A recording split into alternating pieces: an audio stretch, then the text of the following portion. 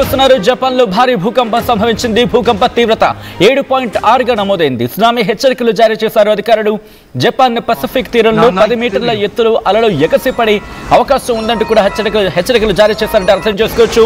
Visuals మీరు చూస్తున్నారు. ప్రస్తుతం జపాన్లో ఎటువంటి భూకంపం సంభవించిందనేది అక్కడ ఛానల్స్ ఎలా ఊగుతున్నాయో మీరు చూడొచ్చు. దాంతోపాటు అక్కడ ఉన్న ఆ ఇళ్లలో సైరన్స్ కూడా మోగుతున్నాయి. ఒక్కసారి ఆ ఆడియో కూడా విందాం. ఆ ఇంట్లో ఆ లైట్స్ ఊగుతున్న క్రమంలో ఆడియో కూడా ఉంది. సైరన్లు మోగుతున్న ఇంట్లో ఒక్కసారి కుదిరితే ఆడియో కూడా వినే ప్రయత్నం చేద్దాం.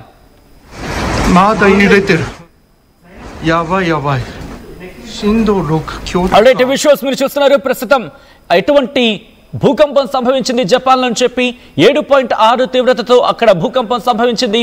జపాన్లో ఈ మధ్య విరివిగా అక్కడ భూకంపాలు సంభవిస్తున్న క్రమం, దానికి సంబంధించిన దృశ్యాలను మీరు చూడడం జరుగుతుంది. ఆర్టీవీ స్క్రీన్ మీద సునామీ హెచ్చరికలు జారీ చేశారు అధికారులు. విజువల్స్ మీరు చూడొచ్చు. ఒక్కసారిగా జపాన్ ఉలిక్కిపడింది. 7.6 తీవ్రతతో భూకంపం అక్కడ సంభవించింది.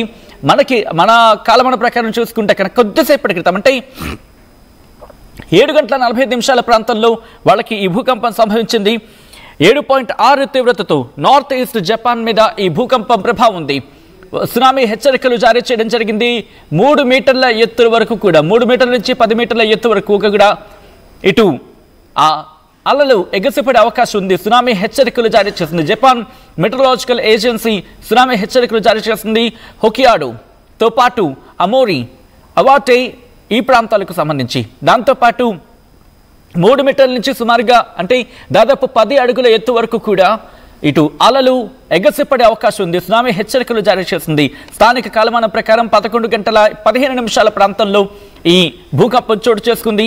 దాంతోపాటు మాట్లాడుకుంటే ఇటు జపాన్ మెట్రలాజికల్ ఏజెన్సీ ఏం చెప్తుందంటే ఏపీ సెంటర్ దాదాపుగా 80 కిలోమీటర్లు, భూకంప కేంద్రం 80 కిలోమీటర్ల లోతులో గుర్తించారు. ఆ విజువల్స్ మీరు చూడొచ్చు. ఆ సైరన్స్ మీరు వినొచ్చు. సునామీ వార్నింగ్ సైరన్స్ అక్కడ మోగుతున్న ఆ విజువల్స్ ని మీరు చూడొచ్చు.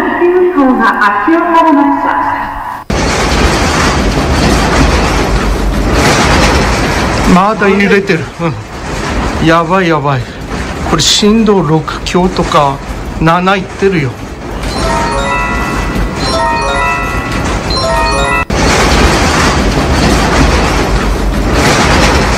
まだ揺れてる。やばいこれ震度6強とか7いってるよ。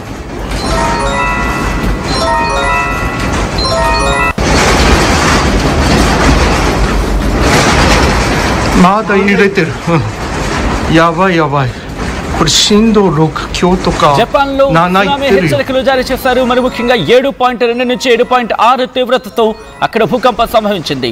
అథారిటీస్ ఇప్పటికే వార్నింగ్ ఇవ్వడం జరిగింది.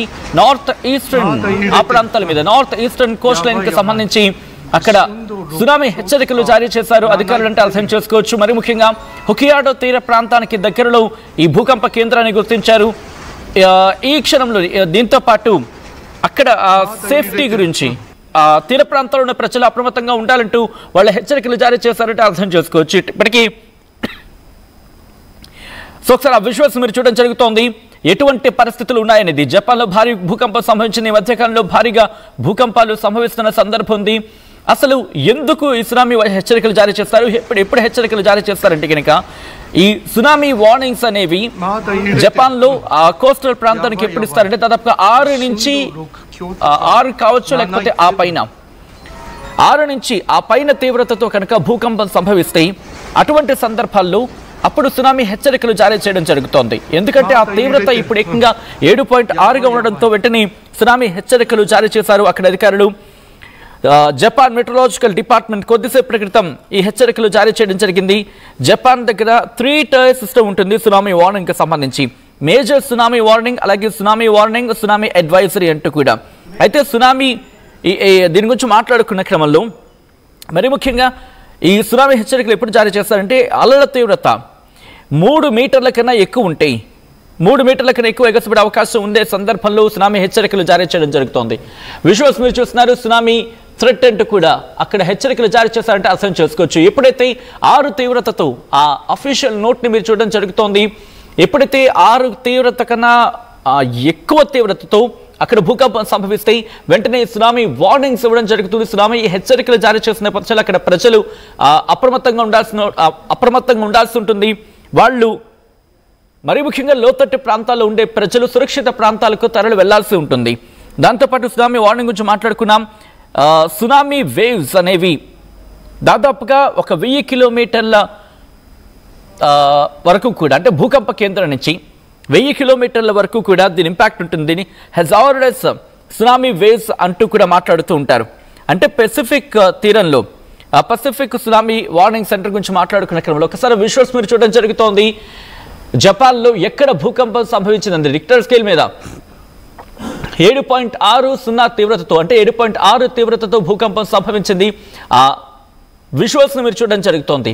అంటే భూకంపం సంభవించిన కేంద్రం నుంచి 1000 కిలోమీటర్ల వరకు కూడా ఈ తీవ్రత ఉండే అవకాశం ఉంటుందనేది ఇటు అంతర్జాతీయ మీడియా కథనాలు చెప్తున్నాయి. ఈ సునామీ వేవ్స్ అనేవి ఎక్స్పెక్ట్ చేయడం జరుగుతుంది 1000 కిలోమీటర్ల వరకు అంటూ కూడా. ఆ పసిఫిక్ సునామీ వార్నింగ్ సెంటర్ ఏం చెప్తుందంటే one of 2 tsunami warning centres in the US, అంటే అమెరికాలో ఉన్న warning centres, tsunami warning centres ఒక అడ్వైజరీని కావచ్చు, లేకపోతే ఒక అంశానికి సంబంధించి ప్రస్తుతం వాళ్ళ హెచ్చరికలు సూచనలు జారీ చేయడం జరుగుతోంది. అదేముంటుందంటే హెజార్డస్ అంటోంది. Hazardous tsunami waves, earth quake సంభవించిన చోటు నుంచి హెజార్డస్ సునామీ వేవ్స్ అనేవి వచ్చే అవకాశం ఉంటుంది. అది దాదాపుగా 1000 కిలోమీటర్ల వరకు కూడా ఎపిసెంటర్ నుంచి వితిన్ 1000 కిలోమీటర్స్, అంటే 1000 కిలోమీటర్ల పరిధి లోపల వరకు కూడా వచ్చే అవకాశం ఉంటుంది. అంటే జపాన్తో పాటు రష్యా మీద కూడా ఇంపాక్ట్ చూపించే అవకాశం ఉంటుంది. ఈ భూకంప కేంద్రాన్ని ఎక్కడ గుర్తించారు? జపాన్లోని ఈశాన్య తీర ప్రాంతంలో, అక్కడ 80 కిలోమీటర్ల లోతులో దీన్ని గుర్తించిన పరిస్థితి ఉంది. అయితే ప్రస్తుతం ఎప్పుడైతే ఎర్త్ క్వేక్ వచ్చిందో అక్కడ న్యూక్లియర్ పవర్ ప్లాంట్స్లో కూడా సేఫ్టీ చెక్స్ కంటిన్యూ అవుతున్నాయట. న్యూక్లియర్ పవర్ ప్లాంట్లో కూడా వాటి సేఫ్టీ చెక్స్ని ప్రారంభించారు. ఎప్పుడైతే భూకంపం సంభవించిందో వెంటనే అక్కడ పబ్లిక్ బ్రాడ్కాస్టర్ ఎన్హెచ్కే ఏం చెప్తుందంటే కనుక ఎప్పుడైతే భూకంపం సంభవించిందో వెంటనే వాళ్ళ న్యూక్లియర్ పవర్ ప్లాంట్స్ని కూడా వాళ్ళు సేఫ్టీ చెక్స్ని ప్రారంభించారు. ఎపిసెంటర్ని గుర్తించడం జరిగింది. జపాన్కి సంబంధించిన కోస్టల్ ప్రాంతంలోని దాదాపు స్థానిక కాలమానం ప్రకారం 11 గంటల 15 నిమిషాల ప్రాంతంలో జపాన్కు ఉత్తరాన ఉన్న ఉత్తరం అలాగే తూర్పు, అంటే ఈశాన్య ప్రాంతం, జపాన్ ఈశాన్య ప్రాంతంలో భూకంపం సంభవించింది. 80 కిలోమీటర్ల లోతులో అమోరీ ప్రాంతానికి 80 కిలోమీటర్ల దూరంలో 50 కిలోమీటర్ల లోతులో ఈ భూకంప కేంద్రాన్ని గుర్తించినట్టుగా జపాన్ భూకంప కేంద్రం చెప్పుకొచ్చిన సందర్భం. సో దానికి సంబంధించిన బిగ్ బ్రేకింగ్ న్యూస్ చూస్తున్నారు. అయితే ఈ ఎర్త్ క్వేక్ సంబంధించి మాట్లాడుకున్న క్రమంలో ఎక్కడెక్కడ సంభవించిందంటే హొకియాడో ప్రిఫెక్చర్, అమోరీ, అలాగే మిసావా, టోక్యోకి రాజధాని టోక్యోకి కాస్త ఇంపాక్ట్ ఉండే అవకాశం ఉందంటే కనుక బహుశా ఇంపాక్ట్ కాస్త ఉండే అవకాశం ఉంది. ఎందుకంటే రష్యా వరకు దీని ప్రభావం ఉండొచ్చు. 1000 కిలోమీటర్ల పరిధి వరకు కూడా ఈ సునామీ వచ్చే అవకాశం ఉంటుందని చెప్తున్నారు. కాబట్టి బహుశా ఆ ఇంపాక్ట్ దీని మీదకు ఉండే అవకాశం ఉంది.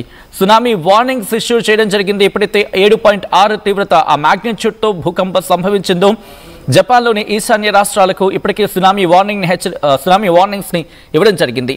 ఈ ఎర్త్ క్వేక్ని డిటెక్ట్ చేయడం జరిగింది. ఆ ప్రాంతాల గురించి కొద్దిసేపటికి